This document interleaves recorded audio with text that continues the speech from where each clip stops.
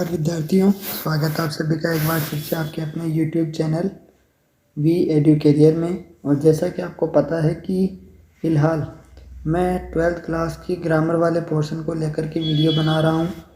अब इन वीडियोस में सबसे पहली चीज़ जो मैंने आपसे पिछले वीडियो को बनाते टाइम भी कही थी कि आप अगर अपने चैनल पर नए हैं, पहली बार आए हैं, या आपको हमारी बनाए हुए वीडियो जो हैं वो पसंद आ रहे हैं, तो आप चैनल को लाइक, शेयर और सब्सक्राइब ज़रूर कर दें, क्योंकि आपका यही जो मोटिवेशन है वो हमें आगे बढ़ने के लिए प्रेरित करता है। आपका एक छोटा सा योगदान, मैं फिर से आपसे एक बार इसी वीडियो को शुरुआत करने से पहले यही कहूँगा कि आप इस चैनल को सब्सक्राइब ज़रूर करें, ताकि हमें आगे बढ़ने के लिए मोटिवेशन मिलता रहे। और आपका ये जो मोटिवेशन है या आपका ये जो छोटा सा सपोर्ट है, ये सपोर्ट हमें बार बार मोटिवेट करता है आपके लिए इस तरह के काम करने के लिए, कि मैं आपके लिए आगे से आगे काम लगातार करता रहूं। तो बिना किसी देरी के मैं शुरू करना चाहूँगा आज के इस वीडियो को। जैसा कि मैंने पिछले वीडियो में आपसे बात की थी आलेख और फीचर को लेकर के। पहला हमने जो वीडियो बनाया वो था आलेख और फीचर को लेकर के, और मुझे उम्मीद है कि वो चीज़ आपको पसंद भी आई होगी, समझ भी आई होगी। दूसरा जो वीडियो मेरा था वो था अर्धशासकीय पत्र को लेकर के। उस पर भी बहुत कुछ डिटेल मैंने आपको देने की कोशिश की। हालांकि अर्धशासकीय वाला जो पत्र था वो, या उस पर बना हुआ जो वीडियो था वो वीडियो थोड़ा छोटा था, आलेख और फीचर पर थोड़ा वीडियो लंबा था, लेकिन कोशिश दोनों को ही लेकर के ये थी कि मैं आपका हर एक डाउट क्लियर कर पाऊँ। अब आज जो वीडियो मैं आपके लिए लेकर के आया हूँ, ये वीडियो आपके एक तो है निविदा या अधिसूचना को लेकर के, निविदा, अधिसूचना, इसके अलावा ज्ञापन और एक विज्ञप्ति। इन कुल 4-5 चीज़ें जो आपकी हैं, इनको मिला करके ये वीडियो मैं आज आपके लिए लेकर के आया हूँ, जिसमें आपके सारे डाउट्स मैं क्लियर करने वाला हूँ। उम्मीद है कि पहले की वीडियो की तरह ये वीडियो भी आपको पसंद आएगा। और फिर से एक बार मैं आपके सामने यही बात रखूँगा कि आप चैनल को सब्सक्राइब और शेयर ज़रूर कर दें, ठीक है। वीडियो आप एंड तक ज़रूर देखा करें।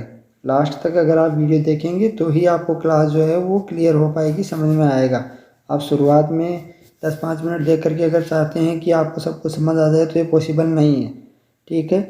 तो आज की हम क्लास शुरू करते हैं। सबसे पहले मैं बात करूँ अगर निविदा सूचना की, तो इस निविदा सूचना में और एक इसके अलावा जो आपको देखने को मिलता है वो है विज्ञप्ति। पहली बात मैं आज के टॉपिक अगर आपको बताना चाहूँ तो पहला है निविदा, फिर उसके बाद में निविदा का दूसरा प्रारूप आगे देखने को आपको मिलेगा, जैसे ये विज्ञप्ति है, फिर विज्ञप्ति में भी ये भी विज्ञप्ति है। इसी तरह से आगे अगर हम चलें तो फिर आएगा ज्ञापन, और ज्ञापन के बाद अंत में आएगा अधिसूचना, ठीक। ये सारे टॉपिक्स आज हमारे रहने वाले हैं जिन पर हम बात करेंगे। तो सबसे पहले अगर मैं बात करूं निविदा के विषय में, तो निविदा होती क्या है। देखो, निविदा का मतलब है एक तरह से आप इंग्लिश, अगर मैं कॉमर्स वाले स्टूडेंट्स के लैंग्वेज में बात करूं तो कोटेशन जिसको हम कहते हैं, कोटेशन मंगवाने के लिए जो एक विज्ञप्ति या एक नोटिस जो जारी किया जाता है किसी डिपार्टमेंट या किसी ऑफिस विशेष की तरफ से, उसी को क्या कहा जाता है, निविदा कहा जाता है। अब इस निविदा में होता क्या है तो उसके बारे में बात कर लेते हैं। जैसे यहाँ पर जो नोटिस या निविदा को लेकर के जो प्रश्न दिया गया है उसमें साफ साफ लिखा हुआ है सचिव कहाँ का, राज्य स्तरीय पाठ्य पुस्तक मंडल का, एक निविदा सूचना का प्रारूप तैयार करना है जिसमें फर्नीचर और स्टेशनरी क्रय करने का विवरण हो। क्रय करना मतलब परचेज करना है, खरीदना है। तो इस विज्ञप्ति में या ये जो निविदा सूचना है, इसमें इसका फॉर्मेट तो आपको देख करके समझ में आ जाएगा कि सबसे पहले आपको उस विभाग का या उस डिपार्टमेंट का, उस ऑफिस का नाम देना है जो ये विज्ञप्ति या निविदा तैयार करवा रहा है। फिर उसके बाद वही क्रमांक जो हमने अर्धशासकीय पत्र में देखा था, एक तरफ आएगी दिनांक, फिर निविदा संख्या। अब ये जो निविदा संख्या है वो ठीक वैसे ही है पत्र प्रारूप की तरह से ही, आपको कुछ ध्यान नहीं रखना है। एक तरफ कुछ डिजिट 1 या 2 नंबर में डाल देना है, उसके बाद में 2022 डाल देना है, ख़त्म, ये निविदा संख्या हो गई। और यहाँ पर जो लिखा गया है लेखा निविदा सूचना 2022-15, तो जैसे यहाँ पर हमने ये लास्ट में या शुरुआत में 117 लिखा, वैसे हम इसको लास्ट में डाल सकते हैं। ये निविदा सूचना का शॉर्ट फॉर्म है। और लेखा आप साथ में डाल सकते हैं। ठीक है। इसके अलावा आगे अगर हम इसमें बात करें तो छोटी सी डिटेल आपको देनी होती है, जिसमें साफ बताया हुआ रहता है कि हस्ताक्षर करता है, मतलब यहाँ पर जो हस्ताक्षर करता है द्वारा इस व्रत के कार्य हेतु निम्न विवरणानुसार सामान की आपूर्ति हेतु प्रतिष्ठित निर्माताओं प्रतिष्ठानों से निविदाएं आमंत्रित की जाती हैं, जो निर्धारित तिथियों को दोपहर 2 बजे तक प्राप्त की जाएंगी तथा उसी दिन 3 बजे इच्छुक निविदाकारों के समक्ष खोली जाएंगी। एक और चीज़ इसमें जो बताने वाली है वो ये कि आपके पास ऑप्शन रहेगा, अथवा में प्रश्न रहते हैं, तो आपको ज़रूरी नहीं है कि निविदा वाला ही पोर्शन एक्सेप्ट करें या निविदा वाले पोर्शन को ही करें, आप किसी दूसरे क्वेश्चन को भी कर सकते हैं। तो जैसे कि यहाँ पर मैंने भी बताया, ये छोटा सा फॉर्मेट आपको तैयार करना पड़ेगा, जिसमें आप ये बताएंगे कि कितने बजे तक आपको भेजनी है, उसकी अंतिम तिथि होती है, किस किस विषय में आप मंगवा रहे हैं। फिर ये जो फॉर्मेट तैयार किया गया है, इसमें एक तरफ आप डालते हैं विवरण कि आपको किस किस सामान के लिए निविदा निकालनी है, दूसरी तरफ उसकी लगभग एवरेज जो राशि है, अमाउंट उसका, धरोहर जो आपकी सिक्योरिटी राशि होती है वो, निविदा खोलने की डेट, जैसे यहाँ पर ऊपर भी बताया गया था कि निर्धारित तिथियों को दोपहर 2 बजे तक, और निविदा का शुल्क।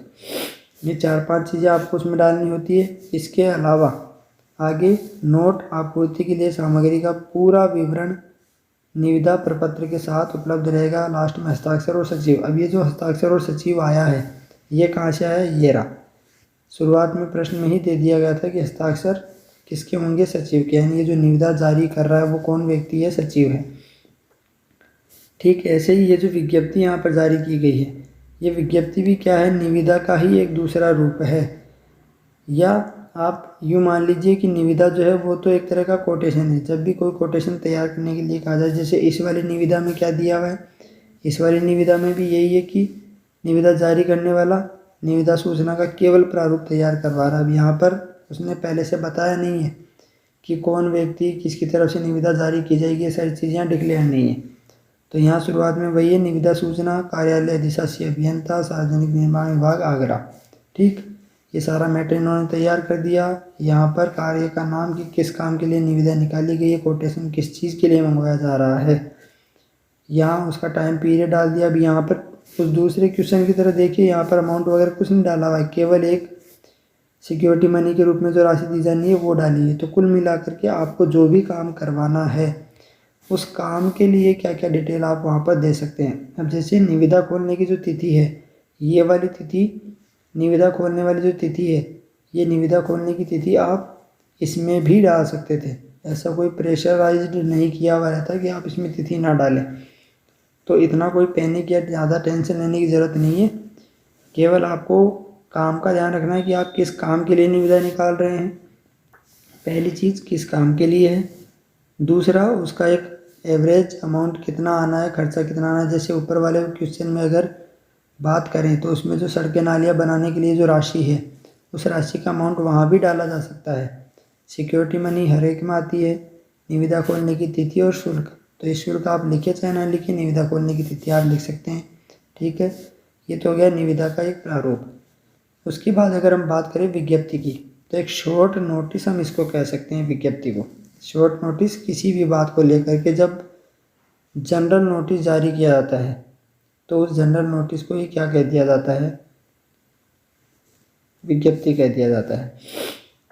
जैसे नगर पालिका कैखैगय ने एक विज्ञप्ति जारी की जिसमें क्या कहा गया है कि कैखैगय क्षेत्र के समस्त नागरिकों से अपील की जाती है। अब ये साधारण नोटिस है, सभी लोगों के लिए, पर्टिकुलर किसी एक व्यक्ति को न मान करके सभी के लिए जनरल नोटिस है कि वर्तमान में नगर में घूमने वाले आवारा पशुओं की रोकथाम जरूरी है। नगर पालिका क्षेत्र के कुछ लोग गायों एवं भैंसों को खुले में छोड़ देते हैं, इनके साथ सांड और घोड़े घूमते हैं। इस कारण जगह जगह गोबर फैल जाता है, गंदगी बढ़ती है, नागरिकों को आने जाने में तकलीफ होती है। अतएव सभी नागरिक बंधुओं से ऐसे आवारा पशुओं की रोकथाम हेतु सहयोग की अपेक्षा की जाती है। नागरिकों को चाहिए कि वे अपने पालतू पशुओं को खुले में न छोड़ें और दूसरों को भी ऐसा करने से रोकें। निकट भविष्य में नगर पालिका ऐसे आवारा पशुओं को पकड़वाने की व्यवस्था कर रही है। इसके लिए पशु गृह का निर्माण चल रहा है। पुनः सभी नागरिकों से यथार्थ सहयोग की अपील की जाती है। और इस निविदा को जारी करने वाला माफ़ कीजिए, इस विज्ञप्ति को जारी करने वाला जो व्यक्ति है उस व्यक्ति के रूप में यहाँ पर लिख दिया गया कि भवदीय हस्ताक्षर प्रशासक, मतलब जारी करवाने वाला व्यक्ति। जैसे नगर पालिका की तरफ से जारी करवाया जा रहा है तो नगर पालिका का कोई एक व्यक्ति, कोई अधिकारी यहाँ पर उसकी जिम्मेदारी लेगा। एक और विज्ञप्ति देखिए जिसमें राजस्थान विश्वविद्यालय की ओर से किस बारे में है, एक विज्ञप्ति प्रारूप तैयार कीजिए जिसमें परीक्षाओं की तारीख की परिवर्तन की सूचना दी गई है। जैसा मैंने ऊपर कहा ना कि ये एक जनरल नोटिस होता है, जनरल नोटिस जिसकी सूचना आमतौर पर सभी के लिए है, अखबार में पब्लिश की जाती है विज्ञप्ति वगैरह। तो अखबार में जब जनरल नोटिस हर किसी के लिए हो, जो पर्टिकुलर किसी एक को दो को इंडिकेट करके ना हो, उस ग्रुप से जुड़े हुए कई सारे लोगों के लिए हो, जैसे यहाँ पर MA, MCOM, MSc इसके स्टूडेंट जितने भी होंगे, कैंडिडेट जितने भी होंगे सभी के लिए। तो एक एक को बताने की बजाय या एक एक का नाम लेने की बजाय सभी को एक साथ नोटिस जारी कर दिया, जिसको विज्ञप्ति कह दिया गया। इसमें क्या लिखा हुआ है वही है, क्रमांक, डेट, किसने जारी की, वो डिपार्टमेंट, विश्वविद्यालय द्वारा आयोजित MA, MCOM, MSc की लिखित परीक्षाएं 8 मार्च 2022 से ली जाने वाली थी, किंतु अपरिहार्य कारणों से अब 15 मार्च 2022 को आयोजित होंगी। जैसे आपकी पहले 3 मार्च से थी, राजस्थान बोर्ड ने जारी करके कह दिया कि 24 मार्च से होंगी, तो वो भी एक तरह की विज्ञप्ति है। परीक्षार्थी अपना प्रवेश पत्र और समय, विभाग चक्र, टाइम टेबल विश्वविद्यालय की वेबसाइट से डाउनलोड कर सकते हैं अथवा महाविद्यालय में संपर्क कर सकते हैं। और नीचे इसमें डेट उस व्यक्ति का नाम दे दिया जो व्यक्ति परीक्षा नियंत्रक है, जैसे यहाँ लिखा हुआ है, बाकी आप किसी का नाम या क्या लिख करके छोड़कर आ सकते हैं। ठीक वैसे यहाँ पर राजस्थान बोर्ड का भी है, जैसा अभी मैंने थोड़ी देर पहले बात की। अब इसमें क्या लिखा हुआ है, इसमें भी विज्ञप्ति जारी करने वाला या कौन व्यक्ति है, अनुभाग अधिकारी, किस बारे में है उसकी भी बात अभी हम कर लेते हैं कि माध्यमिक शिक्षा बोर्ड राजस्थान अजमेर के सचिव की ओर से एक प्रेस विज्ञप्ति का प्रारूप तैयार कीजिए जिसमें बोर्ड द्वारा प्रकाशित पुस्तकों का विक्रय करने के लिए पुस्तक विक्रेताओं द्वारा पंजीकरण करवाना आवश्यक किया गया है कि जो भी बोर्ड की बुक्स सेल करेगा, बुक्स बेचेगा, उसको रजिस्ट्रेशन करवाना कंपलसरी है। इस चीज़ के लिए इन्होंने विज्ञप्ति तैयार की है। तो लिख दिया पंजीकरण हेतु, किसने जारी किया, माध्यमिक शिक्षा बोर्ड राजस्थान अजमेर ने, दिनांक डाल दी, ये माध्यमिक शिक्षा बोर्ड का पत्रांक वगैरह डाल दिया। ये इसको देख करके आपको घबराने की ज़रूरत कतई नहीं है। जैसा मैंने अर्धवार्षिक परीक्षा अर्धशासकीय पत्र के लिए बता दिया, ऊपर निविदा के लिए बता दिया, ठीक वैसे ही इसको आपको देख करके घबराने की ज़रूरत नहीं है। आप यहाँ उस तरीके से कोई भी नंबर डाल सकते हैं। अब इसमें भी वही चीज़ है कि राजस्थान प्रदेश के समस्त पुस्तक विक्रेताओं को यानी किसी एक दो व्यक्ति के लिए नहीं है, जब इस तरह के ग्रुप से जुड़े हुए सभी लोगों के लिए जानकारी जारी की जाए, नोटिस जारी किया जाए तो उसको विज्ञप्ति कहा जाता है। पंजीकरण कराना आवश्यक है। यह पंजीकरण 25 जून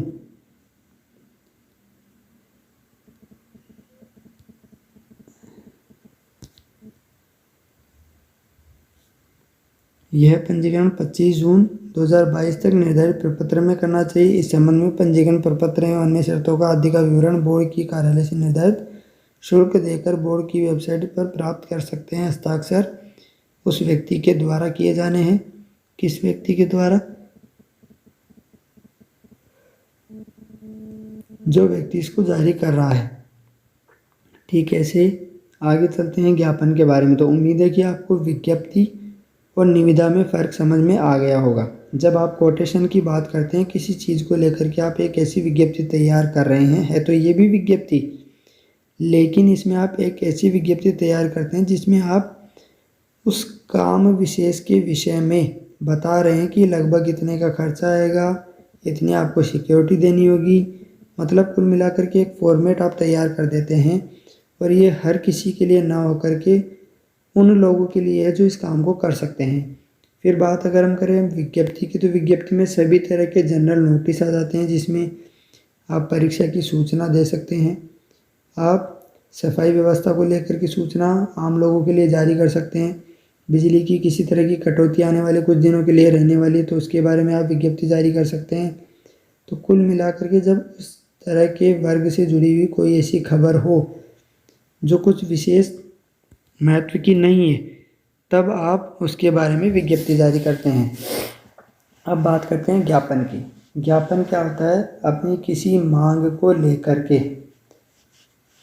कोई एक एप्लीकेशन या प्रार्थना पत्र, जैसे आप एप्लीकेशन तैयार करते हैं ठीक वैसे ही है कि जैसे आप एप्लीकेशन तैयार कर रहे हैं वैसे ही अगर आप कोई प्रार्थना पत्र अपनी मांग को लेकर के किसी अधिकारी विशेष को जब देने जाते हैं, जैसे एप्लीकेशन में तो होता क्या है, एप्लीकेशन में तो ये होता है कि आप खुद उसके लिए आवेदन कर रहे हैं। जैसे आपको छुट्टी के लिए एप्लीकेशन लगानी होती है तो आप छुट्टी लेने वाले अकेले होते हैं, लेकिन अगर आपको पूरी क्लास को छुट्टी चाहिए तो क्या करेंगे आप? फिर उस अधिकारी विशेष यानी जैसे अपने प्रिंसिपल को एक ज्ञापन दे करके आएंगे कि हमारी ये मांग है, विद्यालय में आप लोगों को लाइब्रेरी लगवानी है, तो लाइब्रेरी के लिए आप अपने प्रिंसिपल को जब सारी स्कूल मिल करके या सारी क्लास मिल करके कोई इस तरह का ज्ञापन दे करके आएगी या एक एप्लीकेशन दे करके आएगी, तो उस एप्लीकेशन को क्या कहा जाएगा? ज्ञापन कहा जाएगा। जैसे यहाँ लिखा हुआ है कि ये ज्ञापन है किस विषय में, तो संस्था प्रधान की ओर से पुलिस अधीक्षक यातायात को एक उचित प्रारूप में पत्र लिखिए जिसमें अपने विद्यालय परिसर में विद्यार्थियों के लिए प्रशिक्षु अनुगति पत्र शिविर लगाने का अनुरोध किया गया हो। यानी आपको एक लर्निंग लाइसेंस कैंप लगवाना है अपने स्कूल में। लगवाएगा कौन? पुलिस अधीक्षक महोदय लगवाएंगे। तो पुलिस अधीक्षक महोदय है कहाँ का? यातायात पुलिस जालोर का है। जालोर के इस पुलिस अधीक्षक को आपने ज्ञापन दिया है अपनी मांग को लेकर के। यह आपकी मांग थी कि विद्यार्थियों के लिए लर्निंग लाइसेंस कैंप लगवाने के संबंध में आप एक एप्लीकेशन उनको दे के आए। तो ठीक फॉर्मेट वही है, जैसे यहाँ पर श्रीमान प्रधानाचार्य वगैरह, स्कूल का नाम जयपुर आ जाता है, फिर विषय आ जाता है 2 दिन की छुट्टी के लिए, फिर आप लिख देते हैं महोदय, फिर आप लिखते हैं संविधान निवेदन है कि, तो वही चीज़ यहाँ पर है। हमारे विद्यालय में आसपास के क्षेत्रों में अनेक छात्रों ने उच्च कक्षाओं में प्रवेश लिया है। फिर प्रवेश लेने के साथ इसके विषय में आगे भी दिया गया है कि ये जो ज्ञापन है ये किस विषय में है कि ये सभी नव प्रवेशार्थी वाहन चलाने के लिए लर्निंग लाइसेंस, ड्राइविंग लाइसेंस जो है उसके बनवाने के इच्छुक है, परंतु मुख्य परिवहन कार्यालय दूर होने से लर्निंग लाइसेंस नहीं बनवा पा रहे। यदि इस संबंध में हमारे विद्यालय परिसर में ये कैंप लगा दिया जाए तो सभी को सुविधा होगी। तो कुल मिलाकर के इस बात को लेकर के ये ज्ञापन दे रहे हैं। अतः आपसे प्रार्थना है कि परिवहन विभाग को निर्देश देकर हमारे विद्यालय में प्रशिक्षु चालक अनुज्ञप्ति पत्र, जिसको हम लर्निंग लाइसेंस कहते हैं, शिविर लगाने की कृपा करें। इसके लिए संस्था की ओर से पूर्ण सहयोग दिया जाएगा। हम आपके आभारी रहेंगे। डेट वही है, धन्यवाद है। नीचे जहाँ आप आपका आज्ञाकारी शिष्य लिखते हैं वहाँ पर भवदीय करके, क्योंकि इस तरह की बड़ी एप्लीकेशंस में भवदीय ही लिखा जाता है, शिष्य वगैरह नहीं। और नीचे जहाँ आप अपना नाम लिखते हैं वहाँ प्रधानाचार्य लिखा हुआ है, ठीक है। फिर प्रधानाचार्य है किस जगह का? तो राजकीय उच्च माध्यमिक विद्यालय भीनमाल का है। यानी एप्लीकेशन में और ज्ञापन में फ़र्क क्या हुआ? एप्लीकेशन में और ज्ञापन में सबसे बड़ा फ़र्क यही है कि एप्लीकेशन एक किसी भी आम आदमी के द्वारा, कैंडिडेट के द्वारा लिख दी जाती है, और ज्ञापन बहुत सारे लोगों की जब कोई मांग हो, एक समूह की कोई मांग होती है, तो उस मांग को ज्ञापन का नाम दे दिया जाता है।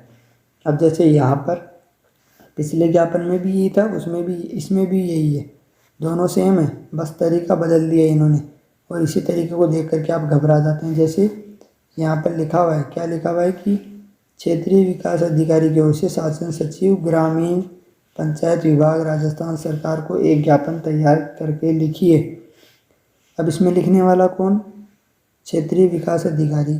कहाँ का? शासन सचिव ग्रामीण पंचायत विभाग राजस्थान सरकार को लिखा जाना है क्या एक ज्ञापन। तो भेजने वाला कौन हो गया? क्षेत्रीय विकास अधिकारी, ग्रामीण पंचायत विभाग, पंचायत कालाडेरा जयपुर। पाने वाला कौन है? शासन सचिव, क्योंकि भेजना किसको है? राजस्थान सरकार को। कहाँ का? ग्रामीण पंचायत विभाग, शासन सचिव वाले जयपुर। जैसे मैंने उस समय पहले वीडियो में आपको जो, माफ़ कीजिए, पहला नहीं दूसरा वीडियो जो अर्धशासकीय पत्र को लेकर के था, उस अर्थशास्त्र वाले पत्र में मैंने बताया था कि शासन सचिवालय कहाँ है, जयपुर में है। तो एक तो हो गया भेजने वाला, जो प्रेषक है भेजने वाला, और दूसरा हो गया प्रेषित जो प्राप्त करने वाला है, ये व्यक्ति इसको लिख रहा है। ठीक, इन दोनों का एड्रेस आ गया। ये चीज़ ऊपर वाले क्वेश्चन में भी थी कि ये व्यक्ति हो गया लिखने वाला, श्रीमान पुलिस अधीक्षक यातायात महोदय, ये तो हो गया जिसको हम भेज रहे हैं, जिसको प्रेषक माफ कीजिए प्रेषित कहा गया। और फिर ये हो गया प्रधानाचार्य राजकीय उच्च माध्यमिक विद्यालय, प्रेषक भेजने वाला। तो इसमें एक को ऊपर एक को नीचे लिख दिया, इसमें दोनों को एक साथ लिख दिया। इसमें कोई घबराने वाली है इतनी विशेष बात नहीं है। फिर बाकी उसका जो मैटर मैंने यहाँ पर दिखाया नहीं, बाकी मैटर सेम वही रहेगा। जैसे यहाँ डेट आ गई तो ऊपर वाले में भी यही था कि यहाँ डेट नीचे लिख दी। अब आप इन चीज़ों को देख करके घबरा जाते हैं कि जाने कब डेट ऊपर आएगी कब डेट नीचे आएगी।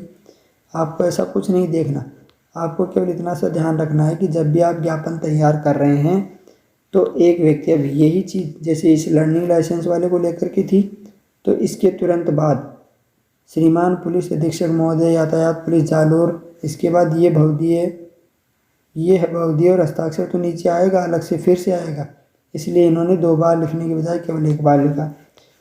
जैसे एक और प्रश्न को अगर हम देखें, इसी पर अगर हम बात करें तो इस प्रश्न में होगा क्या, भेजने वाला है ये, प्राप्त करने वाला है ये, पत्र संख्या हो गया, यहाँ विषय आ जाएगा, पूरा मैटर आ जाएगा, आपको किस बारे में लिखना है, और नीचे ये जो दिनांक है, इसके बाद नीचे जब हम पूरा मैटर लिख देंगे तो इसी तरफ नीचे क्या लिखा जाएगा, यही चीज़ प्रेषित जो दिया हुआ है ना, इसको भवदीय करके। अब यहाँ भवदीय क्यों नहीं किया या यहाँ पर इसको ऊपर क्यों लिख दिया, क्योंकि ये दोनों बराबर रेंज के अधिकारी हैं, दोनों की कैटेगरी जो है वो लगभग बराबर है, इसलिए इन दोनों को, एक को प्रेषक और एक को प्रेषित बना दिया। और ऊपर वाले में एक केवल प्रधानाचार्य है और दूसरा यातायात पुलिस अधीक्षक है यानी कमिश्नर। तो एक की पोस्ट बड़ी और दूसरे की छोटी है, और यहाँ पर दोनों की पोस्ट लगभग बराबर है, इसलिए इन्होंने एक को प्रेषक और एक को प्रेषित बनाकर दोनों को ऊपर लिख दिया। तो आप जब सारा मैटर लिख देंगे उसके बाद आप नीचे निवेदक या वापस से प्रेषक लिख करके क्या लिखेंगे, ये पूरा मैटर ना लिख करके केवल इतना लिखेंगे, क्षेत्रीय विकास अधिकारी ग्रामीण पंचायत विभाग, बस, या क्षेत्रीय विकास अधिकारी कालाडेरा जयपुर। ये वाली लाइन, ये वाली लाइन और ये वाली लाइन, बस इतना आपको लिखना होता है। फिर अगर हम बात करें अधिसूचना की, तो अधिसूचना में क्या दिया हुआ है कि सचिव पंचायती राज विभाग शासन सचिवालय जयपुर की ओर से राज्य की समस्त ग्राम पंचायतों की चुनाव करवाने की अधिसूचना तैयार करें। अब शुरुआत में जो विज्ञप्ति दी हुई थी उसमें और अधिसूचना में फ़र्क क्या है, तो यहाँ पर और अधिसूचना में मतलब अधिसूचना में और विज्ञप्ति में फ़र्क क्या है, तो यहाँ जो लिखा गया वो राजस्थान का एक तरह का राजपत्र, जिसको हम गैजेट ऑफ इंडिया जैसे होता है वैसे ही ये भी गैजेट ऑफ राजस्थान गवर्नमेंट है। अधिसूचना किस बारे में है, दिनांक डाल दी, पत्र क्रमांक डाल दिया, वही राजस्थान पंचायती राज विधेयक की धारा के अंतर्गत शक्ति का प्रयोग करते हुए। अब ये जो अधिसूचना है ये किसके लिए है, चुनाव करवाने के लिए, किसको इंडिकेट करके लिखी गई, समस्त ग्राम पंचायतों के चुनाव के लिए। और इसमें लिखा क्या गया है कि 12 अक्टूबर 2022 से राज्य में समस्त ग्राम पंचायतों के चुनाव करवाए जाएंगे। इन चुनाव की आचार संहिता निर्धारित तिथि से 1 सप्ताह पूर्व लागू हो जाएगी। यह आदेश तुरंत अनुमान्य रहेगा। तो कुल मिलाकर के विज्ञप्ति तो थी, वो विज्ञप्ति किसी आम सूचना के बारे में है। जैसे यहाँ पर राजस्थान बोर्ड की परीक्षाओं को लेकर के या पुस्तक विक्रेताओं को लेकर के अधिसूचना विज्ञप्ति जारी की गई, ठीक है, ऐसे यहाँ पर परीक्षाओं को तिथियों को लेकर के विज्ञप्ति जारी की गई, तो ये तो है आम सूचना। और जो अधिसूचना है उस अधिसूचना में कोई ऐसा गवर्नमेंट लीगल नोटिस है, एक तरह से गवर्नमेंट लीगल सूचना है, जानकारी जिसको हम कह सकते हैं, उसको अधिसूचना कहा गया। देखिए आप इंडिकेट, अगर आप यहाँ पर ध्यान देंगे तो इसमें भी अधिसूचना किसकी तरफ से है? राजस्थान सरकार। ऊपर वाले दोनों प्रश्नों में भी क्या दिया हुआ है? राजस्थान सरकार। शासन सचिवालय जयपुर।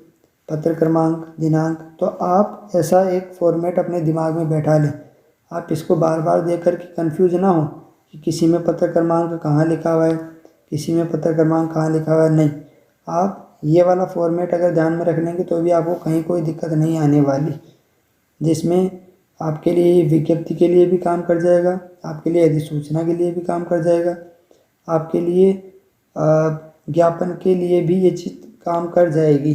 तो कुल मिलाकर के आप अगर इस तरह का कोई एक फॉर्मेट याद कर लेते हैं तो वो आपके सब में काम आ जाएगा। इसमें भी वही चीज़ है कि राजस्थान राज्य नगरीय विकास विभाग के नियम के अनुसार राज्यपाल महोदय की आज्ञा पर जयपुर जिले में महापुरा गांव में स्थित पृथ्वीराज कॉलोनी की समस्त कृषि भूमि की शहरी भूमि में परिवर्तित करने की अनुमति दी जाती है। आदेश तत्कालीन प्रभाव से लागू हो। तो कुल मिलाकर के आज जो हमने बात की, मुझे लगता है कि थोड़ा मुश्किल ज़रूर होगा आपको समझने के लिए, लेकिन अगर आप समझने की कोशिश करेंगे तो इनमें ऐसा कुछ विशेष है नहीं। जैसे शुरुआत में निविदा के बारे में हमने बात की तो वो कोटेशन को लेकर के है। कोटेशन मतलब किसी तरह का अगर कोई टेंडर पास करना हो तो उस टेंडर को लेकर के जो जारी किया जाएगा नोटिस, उसी नोटिस को क्या कह दिया इन्होंने? निविदा कह दिया। फिर अगर हम बात करें विज्ञप्ति की तो जनरल नोटिस जब होता है जो आम सभी नागरिकों के लिए होता है उसको हमने विज्ञप्ति कह दिया। इसके बाद ज्ञापन की अगर बात की जाए तो जब बड़े समूह की मांग को लेकर के कोई मांग पत्र किसी अधिकारी को प्रेषित किया जाए तो उसे क्या कहा जाएगा? उसे कहा जाएगा ज्ञापन। और अधिसूचना का मतलब हुआ किसी सरकारी विभाग की जानकारी किसी सरकारी ऑफिस द्वारा जब जारी की जाए तो उसको अधिसूचना कहा जाएगा। फिर इसके अलावा फिर भी अगर आप किसी तरह की कोई डाउट्स रहते हैं तो आप मुझे कमेंट कर सकते हैं। चैनल को शेयर ज़रूर करना है, शेयर भी करना है। और फिर भी अगर कोई डाउट्स रहते हैं तो आप मुझे कमेंट कर सकते हैं। अदरवाइज़ आप स्क्रीन पर चल रहे नंबर्स पर मुझे व्हाट्सएप भी कर सकते हैं। ठीक है, मैं आपकी हर एक समस्या का समाधान करने की पूरी कोशिश करूँगा। तो फिलहाल आज के लिए इतना ही। फिर से मिलेंगे एक नए वीडियो में नए टॉपिक के साथ में। तब तक के लिए धन्यवाद। अलविदा।